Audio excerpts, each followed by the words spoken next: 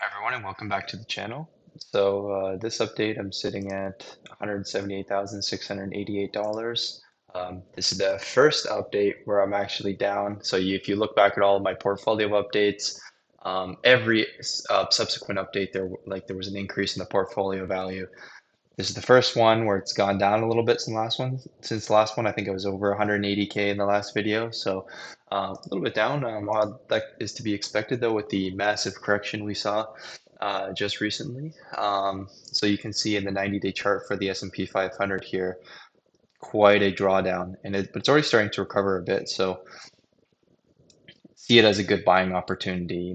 I want you to think of like corrections like these. Like don't get worried about them. Think of it as like buy your ETFs or buy your stocks like you buy your groceries. If you went to the grocery store to go buy whatever grocery, you're buying cheese or whatever, cheese and eggs, and you saw the price of it went down by, they trimmed it by 5-10%. Would you say, damn it, I wish I could pay more for that, like how dare they lower the price? Like don't don't think of it like don't think of it that way. That's the NPC way of investing in the stock market. You need to look at these corrections as good things. They're very healthy. They need to happen. The S&P 500 was just like zooming up. It was bound to happen. So now take advantage of it. And plus, after following corrections, you have big green days. I think last Thursday we had even it was over 2% gain in one day. You want to keep constantly stay invested. So don't sell or anything like that. Just let your investments ride the wave. So as for this update, yeah, so a little bit down. Dividends still rolling in though. $401 worth of dividends. So that's pretty nice. Just seeing this the historical dividend chart in the purple here, just keep on growing, and projections looking very, very promising as well. So I added a column to the spreadsheet that like I think that most people will find helpful. I find it helpful, so I just added it, and I think you guys, like if you already downloaded the spreadsheet, you might want to add it because it's kind of nice. So next to the distribution, it's just the next pay date for each of the distributions. And it's color coded. So the darker green ones are the ones that are going to pay in the next month, and then the lighter green ones are the ones that are further down the line. So like VEQT, I'm not going to get till 2025. It's an annual distribution, and VIU, VOO, and VFE are quarterly. So I'm not going to get those till October. But you've got here, for example, VEE.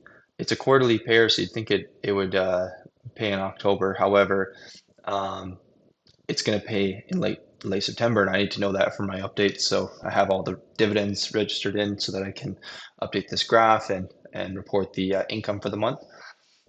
So yeah, you might find it interesting. It's just knowing the next pay date. So feel free to add that to your spreadsheet as well. If you just click the link in the description, I'm including the link to my portfolio in every update going forward now. So yeah, so other than that, that's the only change to the spreadsheet. But other than that, the market, like every ETF basically just went down. The only thing that was holding up really well was my gold. The gold actually, went down a little bit, but like it's held up pretty well. Like the correction in the equity markets has been a bit more drastic. So kind of have a bit of a safe haven against inflation with my gold ETF, and it's really nice. Like it's performing. It's my second best performing ETF is my gold fund actually. Um, Excluding dividends. So yeah, it's been quite a nice pickup. Like I said, I just use it for extra savings beyond my emergency fund. So it's not really an investment, it's just extra savings. And just to mitigate the risk of inflation, put it in gold. Yeah, so other than that, I've been doing recurring buys, $500 bi-weekly, $350 into ESPX, the Evolve S&P 500 Enhanced Yield Fund, and the ETSX, the Evolve S&P slash TSX 60 Enhanced Yield Funds. It's just a TSX 60 with 33% covered calls. So just keep adding to those because I've maxed all my registered accounts. It's just working on the non-registered or cash account until the new year. So I'm just really looking to just increase these and keep increasing that monthly income because come January I'll use like the income generated by the non-registered account to just um, help contribute to the registered accounts when I have more space. So and it's also just nice to have that income snowball and take advantage of the dips in the market. So reinvesting those dividends at a nice dip. So the timing was actually really great for all the dividends, and most of them paid on the 8th. And so I got to take advantage of that nice dip in the market, reinvesting at pretty much almost the perfect time. So that's really nice. But yeah, other than that, thank you guys for watching, and I'll see you in the next update.